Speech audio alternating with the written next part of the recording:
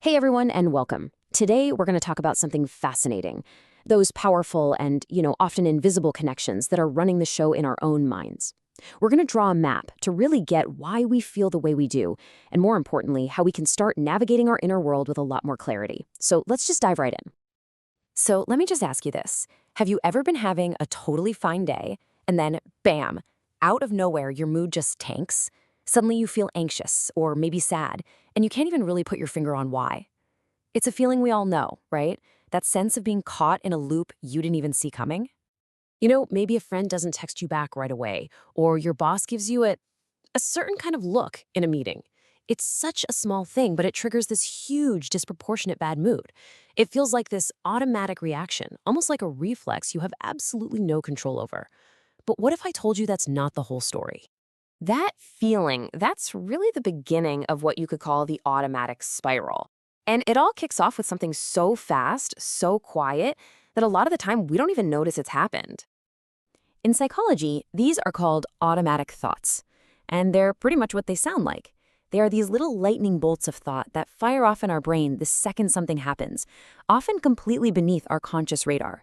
They're the invisible engine behind those sudden shifts in mood. And let's be honest, more often than not, they tend to be negative and not always totally rational. So the big question is, how do you get a handle on something you can't even really see? Well, it turns out there's a map, a really simple but incredibly powerful tool that helps us see the architecture of these spirals and, learn to navigate our inner world way more effectively. And here it is, the cognitive triangle. This is a core idea from a really well-researched field of psychology called cognitive behavioral therapy, or CBT. And the main idea is actually deceptively simple. Our thoughts, our feelings, and our behaviors, they aren't just separate things happening. Nope. They are locked in this constant, interconnected dance with each other. So the entry point, the very beginning of this whole cycle, is almost always a thought. This is that initial interpretation of whatever just happened. That's the automatic thought we were just talking about. And then that single thought directly triggers an emotional response, a feeling. So if the thought is, I completely messed that up, the feeling that follows is probably going to be something like anxiety or shame. And this isn't just in your head, right? You actually feel it in your body. Your stomach might twist up, your heart might start racing. That link is direct and it is powerful.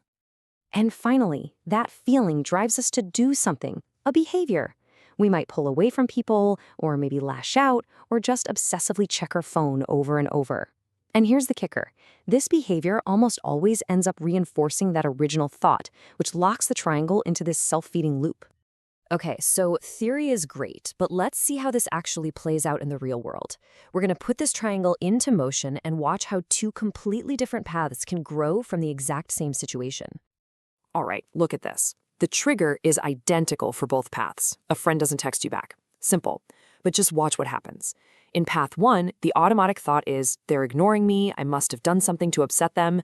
That thought immediately leads to feelings of anxiety, rejection, sadness. And the behavior, constantly checking your phone, replaying every last conversation in your head. Now look at path 2. Same trigger, but a different thought. They're probably just busy or their phone's dead. That leads to a feeling of calm, of understanding. And the behavior is just, you get on with your day. The event didn't change at all. The only thing that changed was that initial thought.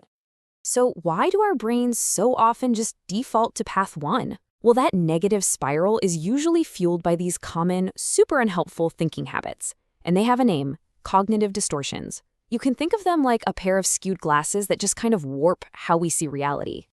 Here are just a few of the big ones. You've got catastrophizing, that's when one late text means the whole friendship is over, or all or nothing thinking, if I'm not a massive success, I'm a total failure. And a big one, personalization, thinking that if your friend is in a bad mood, it must be because of you. Do any of those sound a little familiar? Because just noticing the pattern is a huge, huge first step. Now, I know this might all sound a bit bleak, like we're just stuck, but here comes the most important part of this whole thing. This map, it's not set in stone. You are not just a passenger getting taken for a ride. You're the author. You actually have the power to redraw the map. So here's the secret. This is the whole game. While it's really hard to just decide to feel differently or to stop a behavior in its tracks, the single most powerful and effective place to jump in is right at the very beginning of the cycle, with the thought.